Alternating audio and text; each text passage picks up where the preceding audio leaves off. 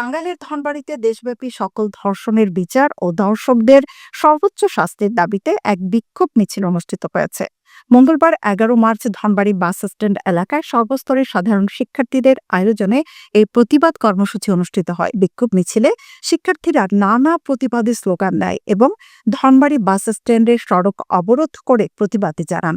বিক্ষোভে বক্তব্য রাখেন ছাত্র প্রতিনিধি সাতমান রনে, ফজলে রাব্বি ফয়সাল, মিনহাজ মোহাম্মদ রকিবুল ইসলাম রনে এবং আরও অনেকে। তারা দ্রুততম সময়ের মধ্যে ধর্ষকদের দৃষ্টান্তমূলক শাস্তির দাবি জানান এবং সরকারের কাছে নারীদের নিরাপত্তা নিশ্চিত করার আহ্বান জানান।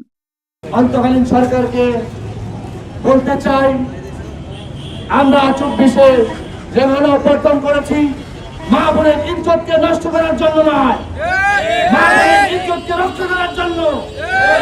আপনারা সরকার যদি ব্যর্থ হন বলেন, আমরা ছাত্র জনতা, বাংলাদেশে এক তৌহিদি জনতা নিজেরা এর প্রতিরোধ করে তুলব ইনশাআল্লাহ।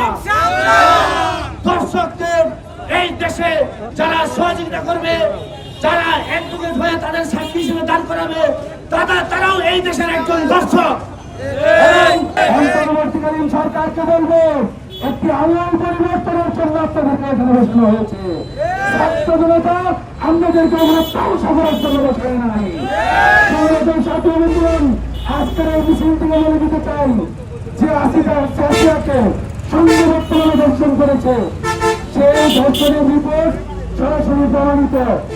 আপনারা যদি আমাদের নিরাপত্তা না দিতে পারেন, নারীদের নিরাপত্তা না দিতে পারেন, আমরা বলবো আপনারা পদত্যাগ করে নতুন রাজনৈতিক বন্দোবস্তের একটি উদাহরণ সৃষ্টি করুন। বাংলাদেশে যেন কোনো আহ্বান দর্শিত না হয়, তাই আমি সবাইকে বলতে চাই, দর্শকের ফাঁসি প্রকাশ্যে মৃত্যুদণ্ড দিতে হবে।